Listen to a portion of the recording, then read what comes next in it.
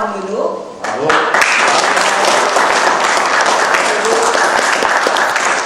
Donc j'avais demandé aussi au deuxième député, à notre deuxième député européen, Philippe Loiseau, de venir se joindre à nous, et il était déjà pris aujourd'hui, donc on le fera venir voilà, une autre fois, pour une autre occasion. Donc dans un premier temps, je vais laisser la parole à Bernard, qui va pouvoir lancer les festivités, mais je vois qu'elles ont déjà été lancées, vous avez soif. Et en milieu de buffet, je prendrai la parole pour vous expliquer voilà, plusieurs choses, dont la mise en place de cette première Assemblée Générale des adhérents. Et oui, alors on va faire tourner, je vais vous faire passer un petit carnet avec un petit stylo. Si vous avez des questions à poser à Bernard, vous écrivez votre question, je récupérerai les petits papiers et à un moment donné dans le repas, Bernard répondra à vos questions.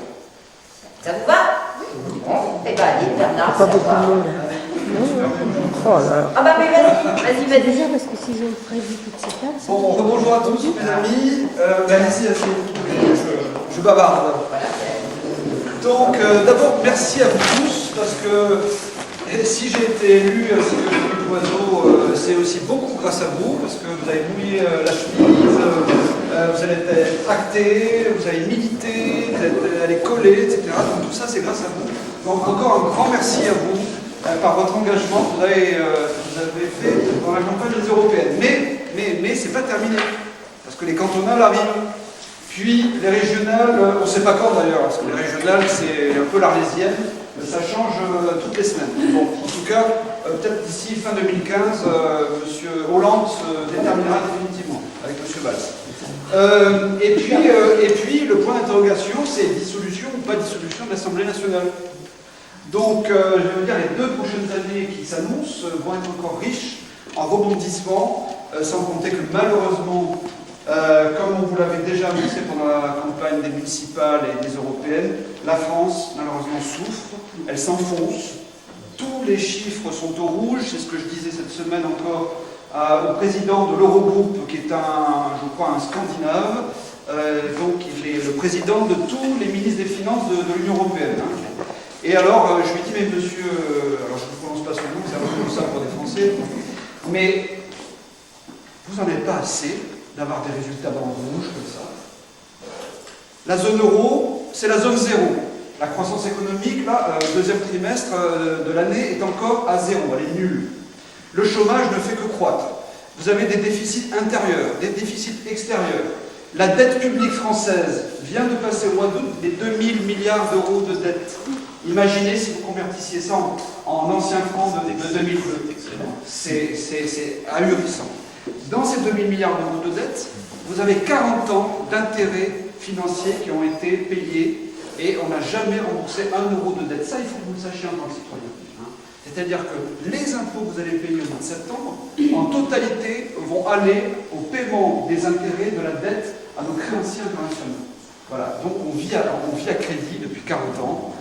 Et si tout ça, c'était pour que la France soit prospère, soit riche et que l'ensemble de la population soit heureuse, mais même pas. Les retraites sont en train de décliner, hein, et encore, ils nous préparent des nouvelles réformes qui vont arriver avec leur fameux pacte de responsabilité. Vous savez, les 50 milliards d'euros, on va bien falloir les trouver quelque part. Hein. Donc forcément, ils vont les trouver dans votre poche, encore une fois. On n'a encore rien vu, parce qu'ils l'ont annoncé au début d'année, mais ça va se mettre en place à partir de 2015. Donc tout le mois de septembre, vous allez entendre le grand débat sur la loi de finances 2015, qui va vous expliquer que c'est absolument nécessaire de faire augmenter la TVA parce qu'il faut des recettes fiscales pour mettre en place le pacte de responsabilité. Et puis vous comprenez, la sécurité sociale aujourd'hui, c'est plus possible. Donc il va falloir vous serrer la ceinture sur les prestations. Hein. Vous payez bien les cotisations, mais les prestations, elles vont réduire. C'est toujours dans le même sens. Donc les 50 milliards d'euros de pacte de responsabilité de M. Valls, sachez que c'est la facture du sauvetage de l'euro monnaie unique. Depuis 4 ans que l'euro est à l'agonie, depuis mai 2010, l'euro est à l'agonie. Donc il a fallu décaisser tous les ans l'équivalent d'environ 17 milliards d'euros pour soutenir, rien qu'au niveau de la France, l'existence de l'euro monnaie unique. Mais nous, on n'est pas d'accord avec l'euro monnaie unique. on est pour l'euro-monnaie commune, c'est-à-dire une monnaie qui nous permet effectivement de commercer entre l'Autriche, la France, l'Angleterre, l'Italie, l'Espagne, etc. Mais on est pour l'euro-monnaie commune avec notre monnaie nationale. Et du même coup, si on a le franc français, on est d'accord aussi pour que les Espagnols aient leur pesetas, que les Italiens aient leur lire, etc. Chacun leur monnaie nationale, pour ensuite agir sur l'économie du pays, c'est-à-dire soutenir l'emploi, soutenir la croissance économique, soutenir les régimes de protection sociaux, tout ce que l'on a connu ces dernières décennies, qui sont en train de nous déstructurer. Hein. Donc préparez-vous, parce qu'on a malheureusement, je le dis en tant qu'économiste, on n'a encore rien vu de la crise. Si on continue dans le modèle économique qui nous est imposé, que nous on qualifie d'ultralibéral, de mondialiste et d'européiste, eh bien c'est le chaos assuré. C'est-à-dire que l'Union européenne va tout sacrifier pour payer les intérêts de la dette, que ce soit en France, mais aussi partout ailleurs. Hein. L'austérité, c'est ça. C'est serrez-vous la ceinture pour être bien sûr de rembourser les intérêts de la dette et la dette. Ce qui veut dire que tout doucement, comme ça, d'année en année, de décennie en décennie, eh bien, nous devenons des esclaves de la dette. Ça a commencé dans les années 70. L'initiateur est M. Pompidou, je le rappelle éternellement, parce que pour moi, le premier traître des Français, ça a été M. Pompidou. Et la boucle est bouclée, hein, parce que, comme je l'ai dit il n'y a pas longtemps dans une communication, c'est la gouvernance des banquiers privés depuis 40 ans. Ça a commencé avec M. Pompidou, Giscard d'Estaing, puis Mitterrand s'est soumis au marché financier, à cause de M. Delors, etc., M. DSK, etc.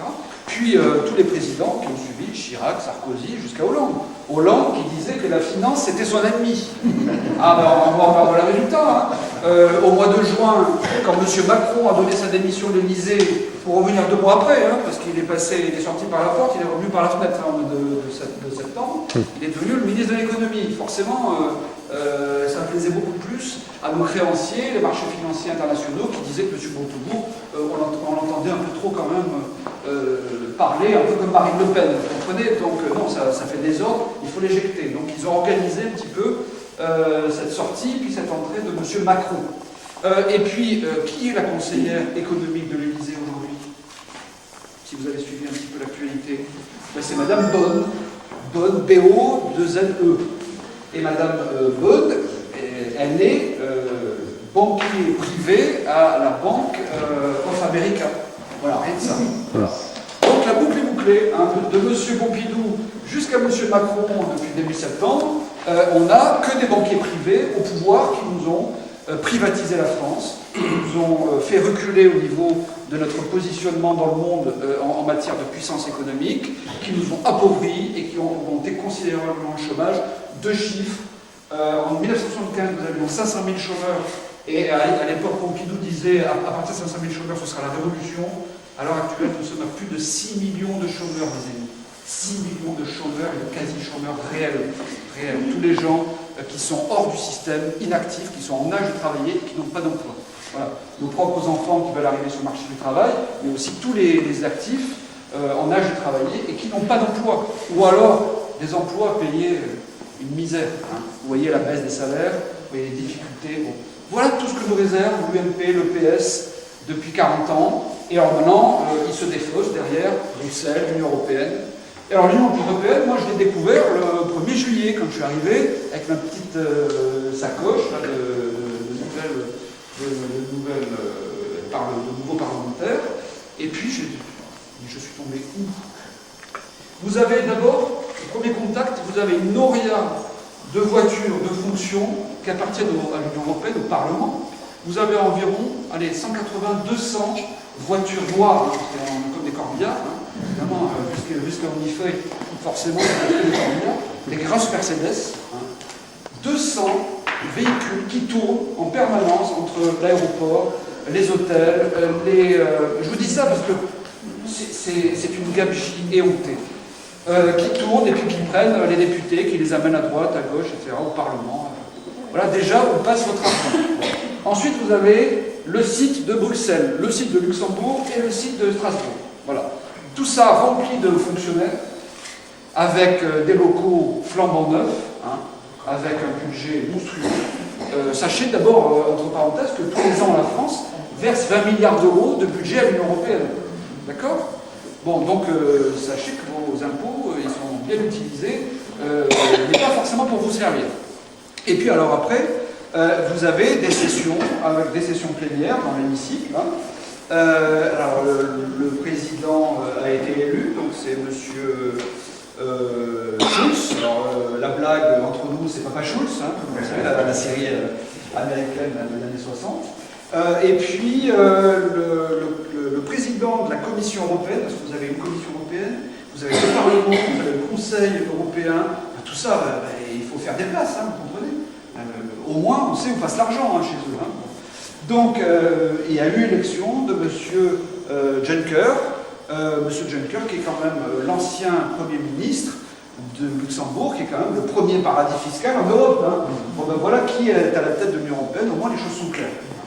Voilà, on a un brigand comme ça qui a orchestré les évasions fiscales partout en Europe et dans le monde, au Luxembourg. Et puis maintenant, il est le président du Conseil européen. Voilà, donc tous ces gens-là pontifient. Hein. Nous sommes, malheureusement, comme nous ne sommes pas suffisamment nombreux, les eurosceptiques, ou les euroréalistes d'ailleurs, parce que je crois que c'est un peu nous qui voyons la réalité des choses. Moi, l'idée qui m'est venue quand je suis arrivé dans ce monde-là, c'est de dire que c'est le temple des traîtres et des fous. Parce que quand on y pense, ces gens-là, ils font tout pour tuer leur propre nation. Ils sont assis sur une branche et ici jusqu'à ce qu'ils tombent à terre. C'est ça la réalité. Donc ils ne croient plus à leur nation, alors ils croient en cette idéologie européiste qui fait que... mais l'Europe n'étant pas un État, hein, je vous signale, hein, c'est pas encore une nation, c'est 28 nations qui se sont réunies ensemble, c'est un aggloméré comme ça de nations. Mais ces gens-là pensent que les nations sont trop faibles pour se défendre. Évidemment, après les avoir achevées, c'est sûr qu'on est quand même largement affaibli. Mais rien n'est perdu, hein, je vous rassure, hein, puisque je vous dresse quand même un tableau un peu réaliste, mais un peu noir, mais rien n'est perdu, parce que si on appliquait notre politique nationale et patriote, notamment le patriotisme économique, mais moi je vous fiche mon billet en tant qu'économiste, que dans 5 ans, on retrouvera au moins le chemin du plein emploi, on aura réindustrialisé la France, on aura procédé à l'assainissement des finances publiques, c'est-à-dire on tentera de réduire largement le déficit, mais pour ça, on a besoin de notre monnaie, le franc. En France, c'est le franc, c'est pas l'euro. On a besoin de nos banques. Les banques qui nous ont piqué l'année dernière, parce que comme elles sont insolvables et qu'elles sont prêtes, encore une fois, je vous le dis, je vous l'avais dit pendant la campagne, vos banques sont au bord du gouffre. Dites-le vous bien. Hein. Il sera trop tard après quand l'effondrement se sera produit. Hein. Organisez-vous, hein, à titre privé. Ils nous ont piqué nos banques privées, donc pour les citer, Crédit Agricole, la BNP, les caisses d'épargne, les banques populaires, tout ça, enfin toutes les banques que vous imaginez en France. Ils nous ont piqué nos frontières, puisqu'on n'en a plus, hein, et notre budget. Hein, l'année dernière, non, il y a 2 ans maintenant, encore monsieur Sarkozy, le pacte budgétaire a été adopté par l'Union européenne, et le pacte budgétaire, c'est je prends ton budget et c'est moi qui le contrôle à Bruxelles. Hein, voilà. Et puis maintenant, on va serrer les vis sur tout ce qui est service public. Et puis par contre, on va procéder à la privatisation de la SNCF, de la poste, de la téléphonie, enfin, tout ce qui est juteux, hein, voilà, on se l'approprie, c'est les grands groupes derrière multinationaux qui s'en emparent, et puis c'est bien juteux, on se gave, on fait des profits, et puis c'est les actionnaires comme ça, internationaux, qui prennent leurs dividendes. Voilà. Donc, si on récupère la main sur tout ça, sur notre monnaie, sur notre budget, sur nos frontières et sur notre système bancaire français, je vous garantis, dans 5 ans de Marine Le Pen, on ne sera peut-être pas sorti d'affaires, mais on a repris le chemin de la prospérité et du plein emploi. C'est ça qu'il faut viser. L'objectif crucial, parce que là, on a 6 millions de chômeurs, mais à ce rythme-là, c'est exponentiel. À ce rythme-là, dans 2 ans, on aura 8 millions de personnes qui seront sans emploi. Et puis jusqu'où on va arriver comme ça. Donc moi je suis plutôt pessimiste si on continue dans le modèle qui nous est imposé aujourd'hui, et puis quand on voit les gens qui nous dirigent, enfin, voyez M. Hollande, aujourd'hui il fait l'unanimité contre lui. Non, je crois qu'il y a quand même 13% des Français qui sont encore satisfaits de son travail. Bon. Mais vous avez M. Valls qui pourrait très bien être UMP, vu la politique économique qu'il mène, les banquiers qu'il met au pouvoir et qui va se faire applaudir à l'Assemblée du MEDEF par l'ensemble des grands patrons français, je veux dire, il pourrait très bien être UMP. Donc quelle est la différence entre un UMP et un PS? Il n'y en a aucune. Ah oui, sur certaines modalités, oui, un certain nombre, au niveau des flux migratoires, ils vont voir une petite divergence. Mais sur le fond, ils sont tous immigrationnistes. Hein, ils sont tous pour donner la préférence étrangère avant la préférence nationale.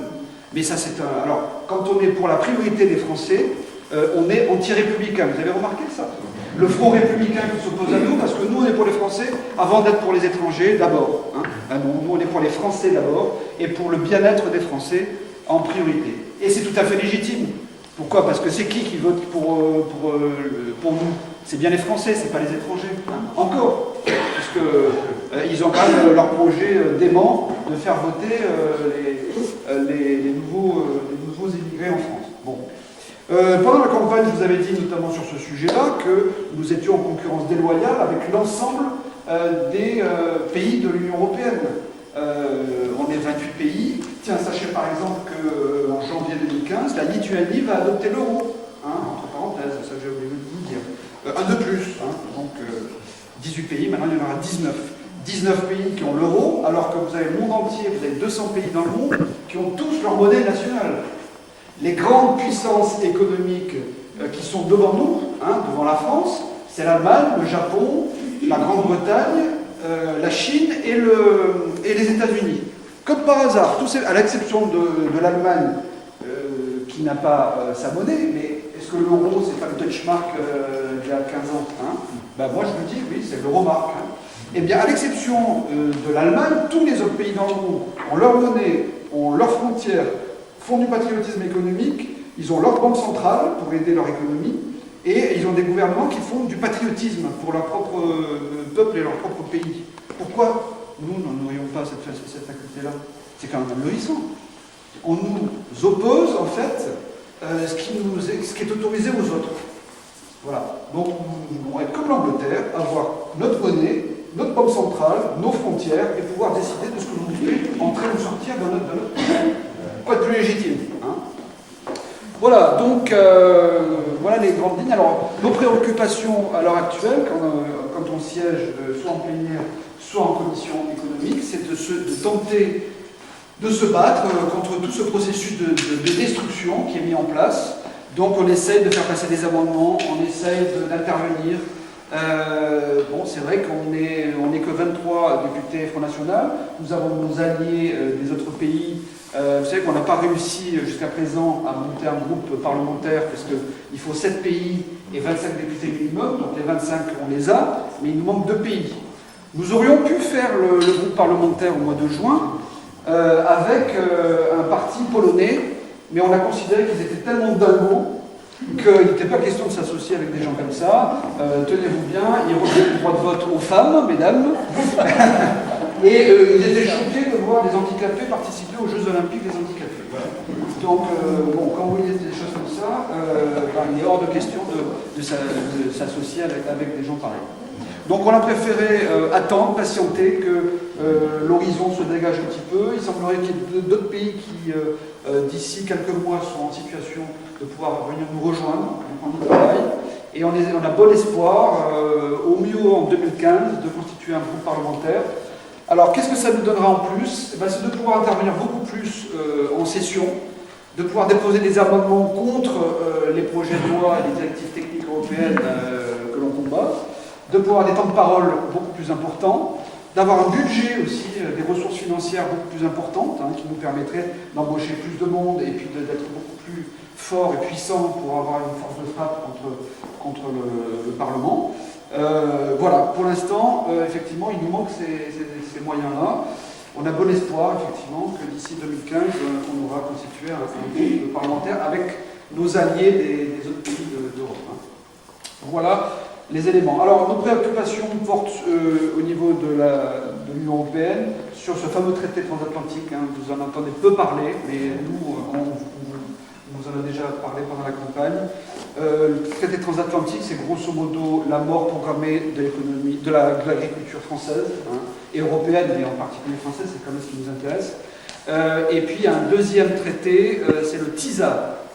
Le TISA, c'est la mort aussi, c'est la fin et la disparition des services publics. Donc, vous connaissez le poids des services publics en France, donc, ça touchera tous les domaines, tous les secteurs, que ce soit la défense, que ce soit les transports, l'énergie, tout ça doit être privatisé pour ces gens-là. Voilà.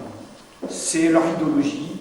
Le public, ça coûte trop cher, ça rapporte rien, il faut tout privatiser. Et comme par hasard, on privatise que ce qui rapporte. Hein, parce que, non, quand ça coûte, non, ça c'est bon pour l'État, ça. Hein, et puis les fonds publics paieront ça. Voilà leur mentalité. Voilà, ce sont des... ils sont là pour préempter toutes les richesses des nations. Ils ont tout organisé, et donc ils utilisent... Tout ça part du monde anglo-saxon, hein, ça part de Washington, de New York, ça part de la City à Londres, etc. Ces gens-là ne voient que les dividendes et les profits des actionnaires et l'enrichissement direct par l'économie ultralibérale, pour lequel les frontières et les nations sont les obstacles et les ennemis à abattre. Hein. Voilà, c'est clair, au moins ils font jeu, ils le font ouvertement. Hein. Et voilà, donc on se bat là-dessus. Pour la petite histoire, Marine Le Pen, moi, m'a confié la mission d'aller dans une salle secrète, tenez-vous bien, pour consulter le traité transatlantique, qui est écrit exclusivement en anglais. Alors on vous dit que c'est en français tout ça, mais allez trouver la version française, vous pouvez vous accrocher. Dans des pavés comme ça, de milliers de pages à consulter en anglais, d'accord ? Avec des annexes qui vous en renvoient dans tous les sens, etc. Donc les négociations sont menées de manière secrète, parce que vous vous rendez compte, si on connaissait la vérité, il serait dévoilé, vous comprenez ? On comprendrait que l'agriculture serait anéantie par l'agriculture et les multinationales américaines, et ça ne doit pas se savoir, vous comprenez ? Donc Marine m'a confié la mission d'aller au Parlement européen dans une salle secrète, qu'ils ont baptisée Data Room, c'est la salle où on va consulter les données, sans téléphone portable, sans papier, sans stylo, pour aller prendre des notes, et vous avez une demi-heure pour consulter des milliers de pages en anglais. Voilà. Et vous savez pas où chercher. Démocratie. Voilà, ça s'appelle la démocratie à la mode de l'Union européenne. Vous voyez dans quel délire on est. Bon, alors j'ai tenté, j'ai demandé à mes assistants de bien me préparer, grosso modo de cibler les endroits où je pourrais peut-être en une demi-heure trouver les arguments qu'on utilisera. Ah oui, et puis en plus de ça, ils nous font signer un engagement de confidentialité pour ne pas parler de ce qu'on a lu. C'est ça la démocratie. Voilà les petites anecdotes que l'on découvre au fil de l'eau, au fil des semaines, comme ça, c'est ahurissant. Et alors après, nos inquiétudes, ça porte aussi sur les échanges de travailleurs dans les pays de l'Union européenne. C'est-à-dire que, je vous en ai déjà touché un mot pendant la campagne, vous avez les travailleurs détachés qui viennent de Bulgarie, de Roumanie, de tous les pays de l'Europe de l'Est, et effectivement, puisque là, ils ne souffrent pas encore de l'euro, donc les salaires sont très bas. Et vous avez des agences d'intérim, comme ça, locales, qui viennent vendre, louer leurs travailleurs à bas coût, et vous avez les petits chefs d'entreprise pour essayer de survivre tant bien que mal, écrasés par les charges, qui disent oui, effectivement, plutôt que d'embaucher un Français 40% plus cher, je vais embaucher un intérimaire. Bon, peu importe s'il ne parle pas la langue, il ne comprendra peut-être pas bien, mais pour faire un mur, il n'y a pas besoin de parler la langue locale et puis de comprendre ce qu'on raconte. Voilà où on en est. Donc là, il y a des vagues de migrants officiels qui arrivent. Pas pour rien que vous avez comme ça, on en parlait tout à l'heure sur la route avec Claudine Lopez. Elle nous disait, toute cette zone la cité de Presles. La cité de Presles en particulier, enfin tous les logements sociaux sont attribués maintenant aux étrangers, aux nouveaux immigrants, plutôt qu'aux Français de souche, parce que effectivement, les Français de souche maintenant ils ne travaillent plus. Ou en tout cas trop cher, donc on les relègue. Donc voilà l'évolution de la société que nous subissons avec la volonté de l'Union européenne. Et puis après, vous avez aussi un autre Un autre phénomène qui a failli être mis en place très récemment par M. Montebourg, qui défendait ce dossier-là, tout en faisant croire qu'il parlait comme nous, c'est les 37 professions réglementées en France. Alors très rapidement, les médecins, les professions libérales, les pharmaciens, toutes les professions juridiques, donc les huissiers, les notaires, etc., qui s'apprêtent à voir leur profession déréglementée et mise en concurrence avec l'avocat allemand, avec l'avocat de la City à Londres, etc., qui auront leur cabinet, qui vont déferler toutes leurs nouvelles professions et qui vont prendre les marchés des travailleurs français, qu'ils soient professions libérales, qu'ils soient artisans, qu'ils soient commerçants, les taxis, etc. Bon, ça fait partie du rapport de M. Attila, c'est le surnom que j'ai donné à Jacques Attali, parce que derrière lui, plus aucun emploi repousse. Là où il passe, il y a plus le chômage est assuré. Donc, lui, il a dit, quand il a rendu son rapport à M. Sarkozy en 2008, il a dit, voilà les 80 mesures, je ne me rappelle plus, qu'il faut mettre en place, fin de la réglementation pour la profession des taxis, voilà, enfin bon, je vous mets aussi en place, c'est des meilleurs. Donc, grosso modo, tous ces gens-là, et dans votre militantisme, je vous demande d'être très vigilant là-dessus. Chaque fois que vous rencontrez des artisans, des commerçants, des professions libérales, la liste est connue des 37, vous le trouvez très facilement. Faites votre rôle de militant, alertez-les, dites-leur, mobilisez-vous. Là, par exemple, moi, je travaille à la Caisse des dépôts et consignations. Il se trouve que les notaires, c'est depuis 2 siècles, déposent l'argent des Français à la Caisse des dépôts. Et là, ils sont très, très inquiets. Parce qu'ils se disent, mais si on n'est plus officier ministériel, donc de l'État, en charge des transactions, notamment immobilières pour les Français, les achats et les ventes immobilières, etc., et les dépôts, les consignations qui sont mises à la Caisse des dépôts, mais du coup, on perd le monopole. Ça va être des avocats internationaux qui vont faire les transactions par des contrats conventionnels, etc. Donc, c'est plus possible, c'est pas possible. Donc, ils se voient menacés dans leur avenir, et en réciprocité, elle-même, la Caisse des dépôts, qui est quand même l'État dans l'État, qui est garante depuis 2 siècles de l'épargne et de l'argent public, qui va être elle aussi menacée, puisque son modèle économique repose sur les dépôts des notaires. Donc moi j'ai un certain nombre de notaires qui connaissent ma casquette de Front National, qui viennent me voir, qui me disent, écoutez, on est très inquiets, qu'est-ce qu'il faut faire, etc. Je dis, écoutez, il faut fédérer toutes les chambres de notaires, et puis mobilisez-vous, essayez de fédérer aussi l'ensemble des autres professions, parce que si vous allez que entre notaires ici, ça ne va pas faire grand monde. Et si vous mobilisez les taxis, les pharmaciens, les laboratoires d'analyse, etc., ça va commencer à faire beaucoup plus de monde, vous comprenez ? Voilà, donc on essaye comme ça de tirer un peu la charrue et puis de faire prendre conscience aux gens que tout ça nous vient de l'Union européenne, de Bruxelles, qui veut tout déréglementer. C'est ça le fond du problème. Le problème est politique, d'abord politique. C'est que tant que nous n'aurons pas retrouvé notre souveraineté avec un dirigeant honnête qui est au service de son peuple, eh bien on aura des traîtres qui ne feront que transférer les rênes du pouvoir national pour transférer à des institutions supranationales et qui elles-mêmes sont sous l'emprise de Washington, parce qu'il ne faut jamais perdre ça de vue. Regardez ce qui s'est passé en Ukraine au mois de février avec le coup d'État qui a eu lieu. Qu'est-ce qui s'est passé dans cette affaire? Est-ce que vous voulez qu'on en parle? Notre grille de lecture au niveau du Front National. Le 29 novembre dernier, vous avez le président Yanukovych, plutôt occidental, plutôt pro-occidental, mais avec des liens quand même avec la Russie, donc relativement élu, d'abord élu démocratiquement, quoi qu'on en dise, qui refuse de signer le 29 novembre dernier l'accord bilatéral entre l'Ukraine et l'Union européenne. Casus belli. Alors là, ça va plus du tout. Dès le lendemain, vous avez commencé à avoir des agitateurs politiques dans son propre pays qui ont commencé à faire monter la marionnette. Ça a duré 2-3 mois, jusqu'au moment où il y a eu le coup d'État des membres de Svoboda. Svoboda, c'est le parti néo-nazi extrémiste soutenu par l'Union européenne, d'accord, puisqu'ils commencent leur meeting avec la croix gammée au-dessus de leur tribune. Il faut quand même le savoir, le Svoboda. Bon. Ça, on ne vous le dit pas dans les grands médias français. Eh bien, c'est quand même l'Union européenne qui a soutenu Svoboda, piloté par l'OTAN derrière, et vous savez qui est derrière l'OTAN,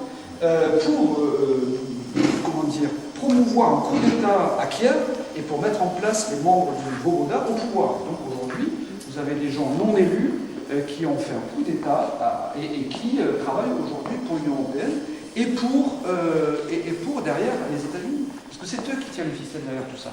Pourquoi? Parce qu'en matière géopolitique, l'Ukraine est à la frontière de la Russie. Et puis ça fait encore un vivier économique où vous pouvez encore taper dans la population qui acceptera d'être payé 250 € par mois pour faire le boulot que font les Français pour 1000 € par mois. Et encore 1000 €. C'est déjà pas bien payé pour des Français. Mais ils le font pour 3 ou 4 fois moins cher. Ben c'est ça, c'est toujours plus, toujours des salaires plus bas, tirés vers le bas. Donc ils considèrent que toutes ces populations-là étant affamées dans leur propre pays, ben, ils accepteront toutes les conditions que l'Europe de l'Ouest leur concède. Voilà grosso modo ce qui se passe en Ukraine. Donc tout à fait entre nous, Poutine c'est pas le grand méchant loup que nous annonce, et l'Union européenne et les États-Unis derrière, c'est pas des singes, je peux vous dire, parce que les enjeux sont considérables. Les enjeux sont considérables. Et il y a vraiment un conflit. Quand vous discutez, moi je discute souvent avec Aymeric Chautrade, qui est mon collègue qui s'est présenté en Ile-de-France, qui est un géopoliticien de formation, qui a travaillé pour l'armée française. Il me dit, l'Ukraine et la Syrie, c'est la troisième guerre mondiale, localisée entre les deux blocs, donc la Russie, la Chine, l'Iran, enfin tous les gens qui sont du bloc de l'Est, face à tout l'Occident qui est le bloc de l'Ouest. C'est un affrontement localisé, et c'est pour ça que vous entendez parler de tous ces affrontements militaires, voir ce drame qui s'est produit. Alors là aussi, l'avion de la Malaisie qui a été abattu, il fallait aller très très vite, une commission d'enquête européenne, etc. Puis alors maintenant, ils ont tout enterré. Et puis, il faut sanctionner la Russie sans même que la commission d'enquête ait terminé son travail. Donc on sait déjà qui est leur faute. Ils le savent, il n'y a pas d'enquête, mais ils savent très bien. Si tout ça n'est pas piloté au plus haut niveau, il faut nous dire qu'est-ce qui se passe réellement. La réalité, c'est que les Américains sont en crise, et là je fais un tout petit peu de géostratégie, de géopolitique. Les États-Unis sont dans une crise gravissime parce que tout ce qu'ils ont mis en place depuis 1945, aujourd'hui, c'est en train de leur échapper. Ils sont en train de perdre le pouvoir de leur dollar. Ils sont en train de perdre le pouvoir économique en tant que plus grande puissance économique, c'est encore une grande puissance militaire, mais ils sont en plein déclin.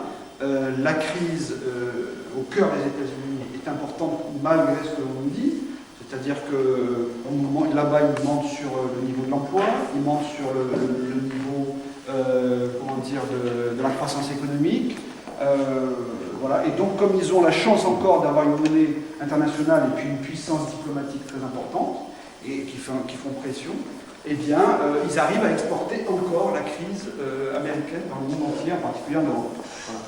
Et comme nous sommes serviles au niveau de l'Union européenne, eh bien, nous plions. Vous voyez encore l'affaire des deux Mistral, enfin le premier Mistral déjà. Bon. Donc, vous avez la parole d'un chef d'État qui est chargé d'exécuter un contrat qui est signé depuis des années par d'autres gouvernements, en tout cas par l'État français, et que là, il ne livre pas, alors que ça a déjà été prépayé. Les navires ont déjà été payés par la Russie, et qu'il n'exécute pas une livraison et qu'il n'exécute pas un contrat qui a été signé par l'État français, ça s'appelle un état de non-droit. Donc moi je considère sur cet événement-là, la France n'est plus un état de droit. Voilà. Et pourquoi? Parce que, encore une fois, Hollande s'est soumis au diktat américain. Voilà. Alors vous avez le sourire de M. Obama, après effectivement, quand il voit la servilité de notre chef d'État. Voilà, bon, je pourrais vous en raconter encore. On est sorti un petit peu de l'allié, hein, mais je pense que c'est intéressant de savoir quand même dans quel environnement et qu'est-ce que tous ces fous-là nous réservent. Donc, l'avenir n'est pas rose, mais ce que je veux vous dire, c'est que l'espoir, il existe. Moi, j'ai une conviction absolue dans notre programme, qu'il soit économique, qu'il soit social, qu'il soit politique, diplomatique. Et je crois surtout dans l'aura de Marine Le Pen en matière politique. Pas plus tard que ce matin, si tu peux passer le journal, vous avez entendu déjà parler du sondage, du dernier sondage qui est sorti hier sur sondage IFOP. qui place Marine Le Pen au premier tour des présidentielles si les élections devaient avoir lieu aujourd'hui, face à tous les autres candidats, hein, de M. Sarkozy jusqu'à Hollande et consorts. Et qui battrait François Hollande au second tour. Voilà, si les élections avaient lieu ce week-end. Voilà. Donc vous avez la photo. Voilà. Bon, ben ça fait chaud au cœur. Ça veut dire que les Français commencent à comprendre un petit peu les épreuves dans lesquelles toute la classe politique, depuis 40 ans, de l'UMP en passant par le RPR, le PS, les Verts et les Rouges, ont mis. Et peut-être qu'encore une élection ou deux, et on va peut-être y arriver pour pouvoir enfin mettre en place notre programme et pouvoir appliquer les solutions qui rentrent dans l'intérêt des Français d'abord, avant les autres. C'est pas pour ça qu'on n'aime pas les autres, mais d'abord les Français. Voilà. Donc voilà, mesdames et messieurs, si vous avez des questions,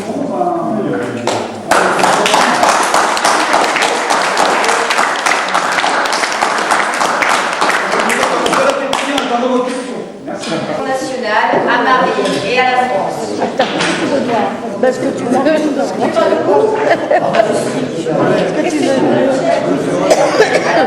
Parce que Christian va toucher. Allez, on lève le verre. Je vous fais passer le petit carnet. Vous pourrez noter vos questions. Pascal chéri. Je passerai tout à l'heure récupérer les questions. Pour une bonne et simple raison, c'est que j'avais envie de vous dire que prendre sa carte d'adhésion, c'était pas simplement donner 15 € pour les jeunes, 30, 50 ou 100 € et recevoir une carte.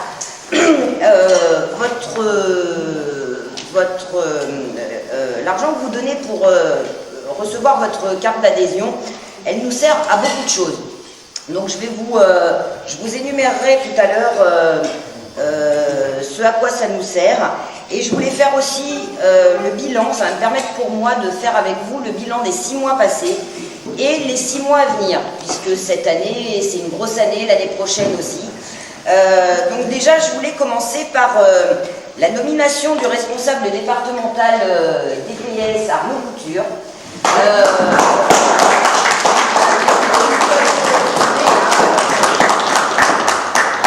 Alors le DPS, c'est le département protection sécurité du Front National. Voilà, vous les avez partout, à chaque intervention, quand on reçoit, comme aujourd'hui Bernard, ou quand, comme on a reçu Jean-Marie Le Pen, voilà, ils sont là pour notre protection. Et heureusement qu'on les a. Oui, voilà, c'est sûr. Et donc, il va recevoir au congrès de Lyon au mois de novembre des mains de Marine, il va recevoir son badge. Donc il aura l'honneur, voilà, d'avoir Ça, c'est son badge. Au même titre, Kirill, qui est là, je peux te lever aussi. Passe d'auxiliaire à garde. Donc, oui, est-ce qu'il va recevoir, il va avoir un badge. Reste à savoir si Marine va lui remettre au congrès de Lyon. Ce sera la surprise. Pareil, au congrès de Lyon, il y a une autre personne de la Fédération de l'Allier dont je ne dirai pas le nom. J'en ai fait la demande pour que cette personne reçoive la flamme d'honneur parce que j'estime qu'elle a donné beaucoup pour le Front National depuis son existence dans l'Allier. Elle a été partout. Elle est un peu âgée quand même aujourd'hui, elle continue encore malgré tout. Et donc je ne dirai pas son nom, ça va être une surprise pour elle, elle sera là au congrès et je pense qu'elle va être beaucoup émue. Pareil que Jean-Marie. Madame de Neuchâtel. Non, non. Perdu. Et voilà. Je ne dirai pas qui c'est. On va reparler. Non, Alors, je je vais faire un petit point sur les élections municipales qui se sont passées dans l'Allier. On a 3 conseillers municipaux. Ouais, mais là, Pascal. Yves Gégaud, donc, alors je crois que c'est président du DI ou C'est ça. dans la direction du DI, voilà. Donc c'est pas nos amis, mais j'ai quand même pris le temps de le lire pour mieux connaître nos ennemis, puisque Voilà. Et donc, il était précisé à l'intérieur que, donc déjà le titre c'est Marine Le Pen au pouvoir, sauf Marine Le Pen arrivera au pouvoir, sauf si. Voilà, alors déjà le sauf si. Voilà. Alors, à savoir que c'est un livre qui est très démagogique envers notre formation politique. Et donc, il a fait un passage sur si Marine Le Pen au pouvoir, comme si c'était de la science-fiction, qu'est-ce que ça ferait si on sort de l'euro?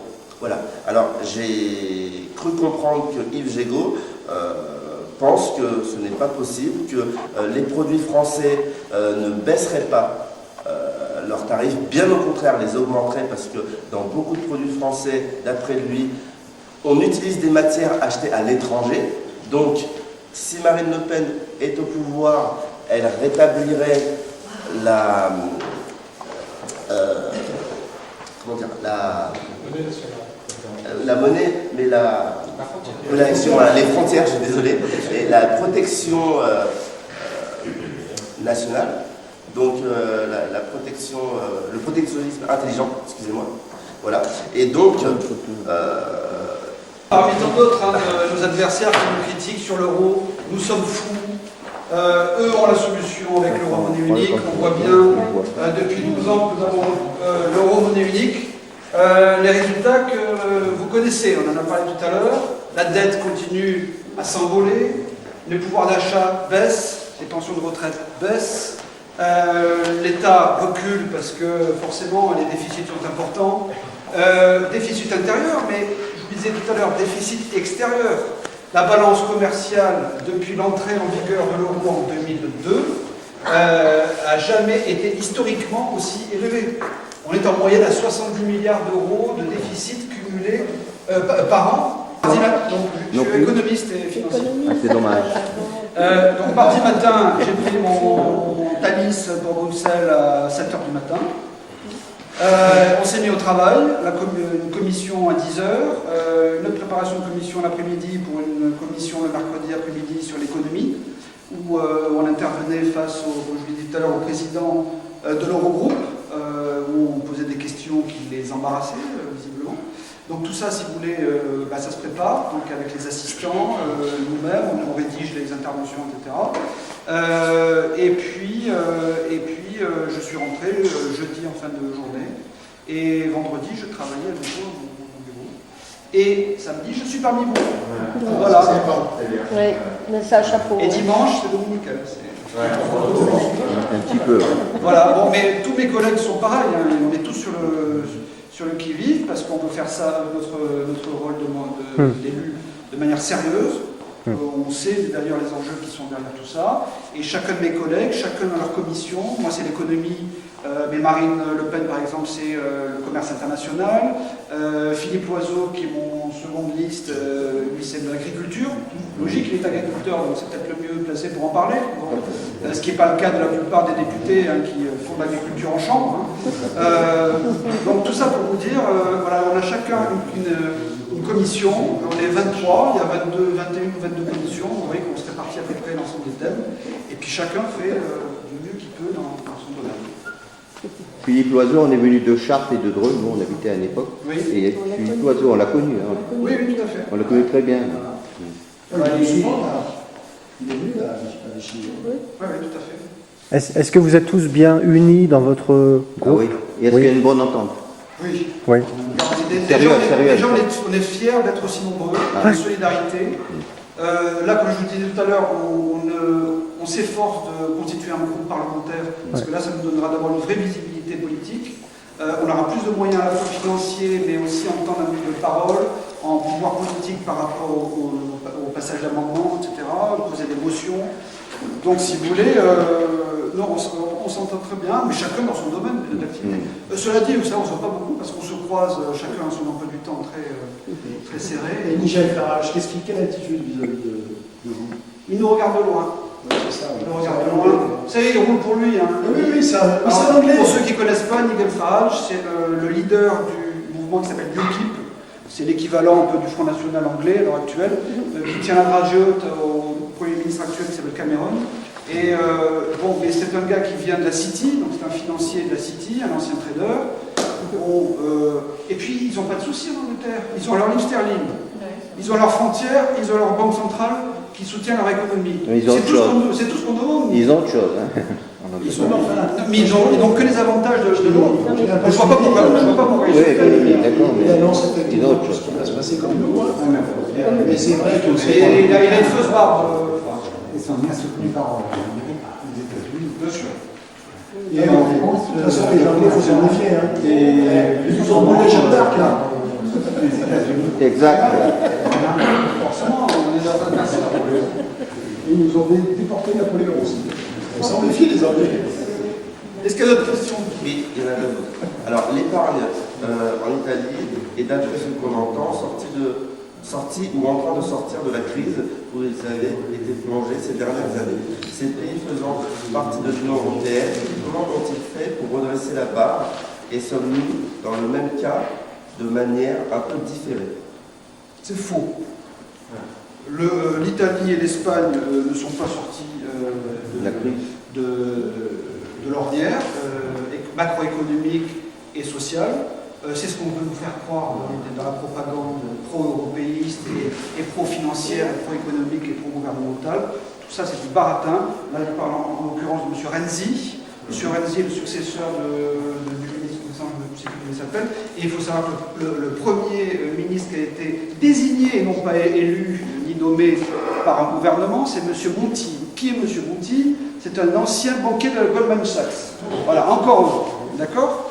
Il faut savoir que M. Draghi, c'est le président de la Banque Centrale Européenne, mais un ancien vice-président de Goldman Sachs. Ouais, mais bon. En Grèce, le Premier ministre qui a été désigné par l'Union Européenne, juste après la crise de 2008-2009, c'est M. Papandreou, qui est le numéro 2 de la Banque Centrale Européenne, un ancien de Goldman Sachs. Ça s'appelle la mafia. Voilà.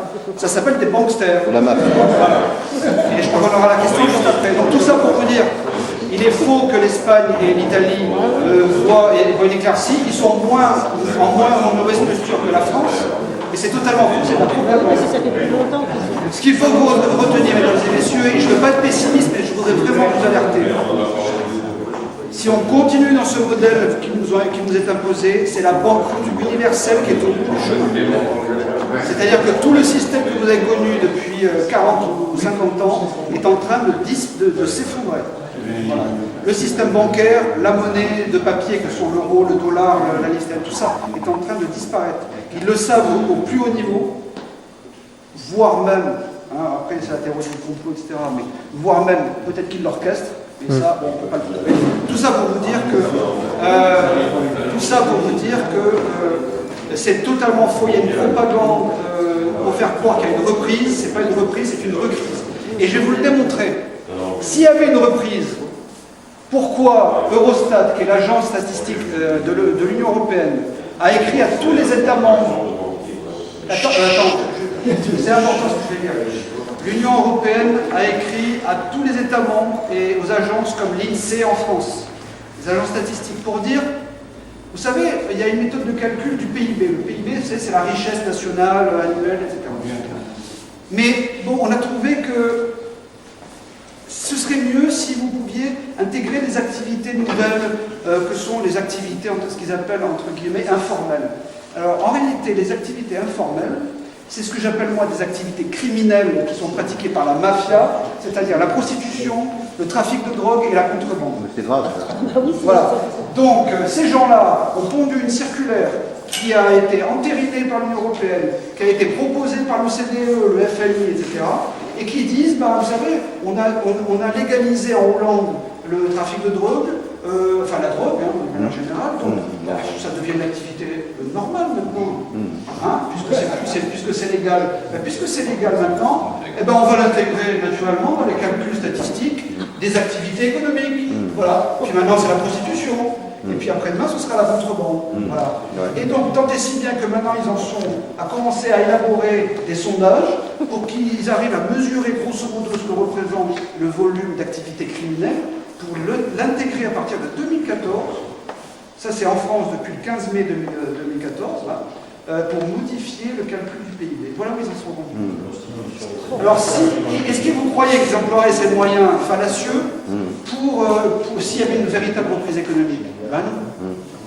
Après, on va légaliser voilà. les Donc tueurs. l'Union européenne aujourd'hui est mafieuse, moi j'ose le dire, elle est mafieuse. Ouais, ouais. Et ça, on est les seuls en France, on est les seuls en France à le dire, hein, aussi. Voilà donc la question. Dans quel final ce secteur économique mondial? Bah oui, mais c'est d'ailleurs ce que veut l'élite mondiale. Voilà, un seul gouvernement mondial, une seule monnaie mondiale, et puis des esclaves partout dans le monde. Pourquoi pas? C'est ça, voilà. C'est la solution. Non, monsieur, la solution, c'est la nation, c'est les frontières, Voilà. c'est la souveraineté au peuple, Voilà. c'est la monnaie, c'est les finances publiques qui appartiennent, parce que les finances publiques, ce sont les impôts des contribuables qui suent leur argent pour payer leurs impôts. Hein. Et c'est un emploi pour chaque citoyen. Voilà la solution. Et ça, c'est dans le programme économique international. J'avais une dernière question. Est-ce qu'il ne faudrait pas réglementer tout ce qui est transaction en monnaie structurale? Mais ça fait partie de notre programme. C'est quand vous contrôlez les frontières, forcément vous contrôlez le système bancaire et vous contrôlez au niveau des ministères et puis au niveau de la Banque de France. C'est pour ça qu'ils nous prennent pour des fous. Alors ils vous disent le grand retour en arrière, c'est le péril, les rivières vont remonter à leur source, le soleil va s'éteindre. Non mais attendez, à qui s'adresse? À des enfants ou quoi? Ça marchait un temps, mais ça marche de moins en moins. C'est-à-dire qu'on a fait... 33% des Français souhaitent repasser au franc et 72% des Français regrettent le franc. Voilà. La réalité, elle est là. C'est les sondages qui le disent. Mais c'est des sondages qui ne sont pas publiés. Alors 33%, encore un petit peu de temps, encore un débat sur l'euro pour leur expliquer tout ce que je vous ai dit, que le sauvetage de l'euro-monnaie unique a coûté 525 milliards à la France depuis 5 ans pour sauver l'euro qui devrait déjà être mort. Voilà, laissez-nous expliquer ça sur les plateaux de télé et vous allez voir que ce n'est pas 33%, ce sera 53% dans un an qu'il y aura de Français convaincus. Hein. C'est-à-dire qu'on a fait la guerre, la révolution 1789 pour des prunes, on a fait la guerre 14-18 pour des prunes, on a fait la guerre 40 pour des prunes, parce qu'en 2014, il y a plus de collabos qu'en 1940. Dans l'autre sens, hein. Attention. Hein. Et donc nous sommes les résistants. Voilà. Ouais, c'est vrai. Voilà, Est-ce qu'il y a d'autres questions? Voilà, c'est dans l'autre sens. Après, c'est peut-être toi. Dernière question de Patrick, parce qu'après on va être pressé par le temps, puisqu'il faut que Bernard soit à la gare à 5 heures et on voudrait faire quelques photos avant. Alors, avez-vous lu le livre intitulé Les banksters, contraction de banquiers et gangsters? Ces derniers, renfloués avec l'argent du peuple, continuent à jouer au casino mondial en spéculant sur les matières premières, l'énergie et par conséquence influent à la hausse sur le coût de la vie des sans-dents. Voilà. Non, je ne l'ai pas lu, d'autant qu'il doit sortir cette semaine. Par contre, ce que je peux vous dire, c'est que ce terme-là, je l'employais déjà il y a presque 10 ans au Front National. Le bankster, comme la question le dit, c'est la contraction entre banquier et gangster. Mais c'est pas de nous, très modestement, je ne l'ai pas inventé, mais ça vient des années 1930, post-crise des années 30 aux États-Unis, où il y avait un certain Ferdinand Pecora qui était chargé de remettre de l'ordre dans tout le système bancaire américain, qui avait fait ce qui est en train de se passer à l'heure actuelle aujourd'hui en Europe, c'est-à-dire exagérer, couper toute la richesse des États-Unis, et puis ça s'est fini par le carnage financier et social que vous connaissez dans l'histoire. Donc ce monsieur Pecora avait, à la fin de ses enquêtes, enquêtes du Congrès, parce qu'il avait été nommé par Roosevelt, mais pour répondre aux intérêts du Congrès américain. Eh bien, à la fin de ses investigations, il avait trouvé le terme bankster, et c'est parfaitement justifié. Pour la petite histoire, pour vous en citer qu'un seul bankster en France que je me suis payé dans une conférence au mois de novembre l'année dernière, c'est M. Michel Pébreau. M. Michel Pébreau, qui est-il? C'est le président d'honneur aujourd'hui de la BNP Paribas. Ce même M. Pébreau, c'est lui qui a fait le rapport sur la dette en 2005, réclamé par Jacques Chirac. D'accord? Donc, grosso modo, on demande à notre bourreau une grâce pour ne pas se faire couper la tête. Et qui c'est qui a écrit la fameuse clause de la loi 1973? Eh bien, c'était le conseiller spécial de Giscard d'Estaing, qui s'appelait notamment que M. Michel Pégou. Voilà. Donc, depuis 40 ans, le parcours de ces gens-là, des hauts fonctionnaires de l'ENA, de l'Inspection générale des finances, qu'on colle là ici, et qui bossent pour les intérêts étrangers et les intérêts supranationaux. Voilà. Donc, j'appelle ça, moi, des traîtres. Voilà. Donc, le terme de bankster, il leur va particulièrement. Il y en a des millions. Voilà. Mais je vous parle de lui, mais monsieur, regardez quel est le nouveau ministre de l'économie. Hein, monsieur Macron. C'est pas resté longtemps, lui.